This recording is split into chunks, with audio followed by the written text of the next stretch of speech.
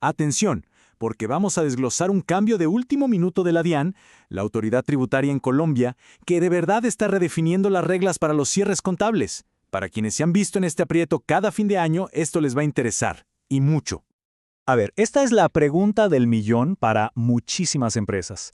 Ha sido un verdadero dolor de cabeza, una fuente de incertidumbre y riesgo, pero la respuesta, que antes era una, ahora es completamente diferente.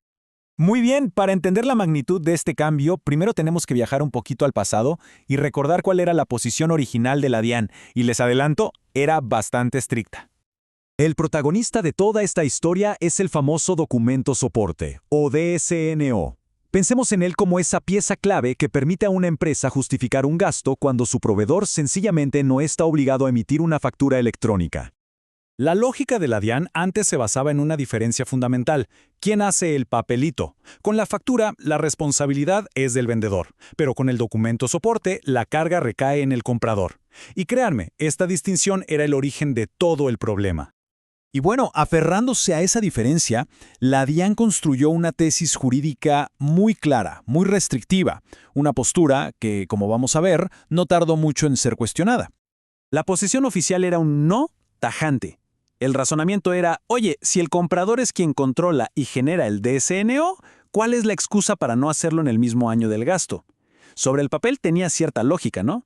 Pero ignoraba por completo la realidad comercial.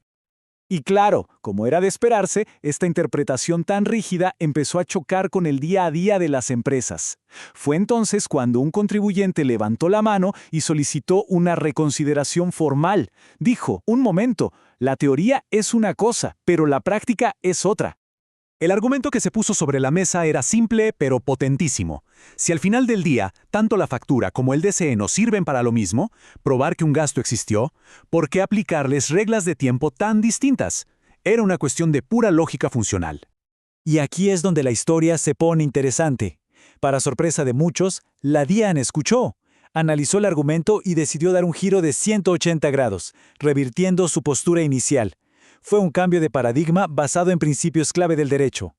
Y aquí está el porqué. La DIAN reconoció algo fundamental, que la realidad económica, lo que de verdad sucedió en el negocio, es más importante que la formalidad de una fecha en un documento. Es la aplicación pura del principio de sustancia sobre forma, un reconocimiento de que los problemas prácticos son reales. Bueno, ya vimos la teoría. Pero ¿cómo se traduce todo esto a la práctica? ¿Cómo funciona en el mundo real? Vamos a verlo con un ejemplo clarísimo que es ideal para quienes necesitan un resumen detallado. Y lo mejor es que este ejemplo lo dio la misma DIAN, así que es la interpretación oficial. Imaginen esto. En diciembre, una empresa recibe un servicio, pero el valor final todavía no está cerrado. Es algo súper común. Llega enero y ahora sí, el proveedor les pasa el dato final. Con esa información, la empresa compradora genera el DSNO en enero. ¿El resultado?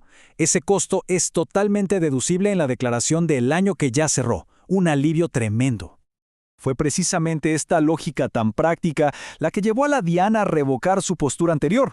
Y así nació una nueva tesis jurídica oficial que básicamente cambia las reglas del juego para siempre en los cierres fiscales.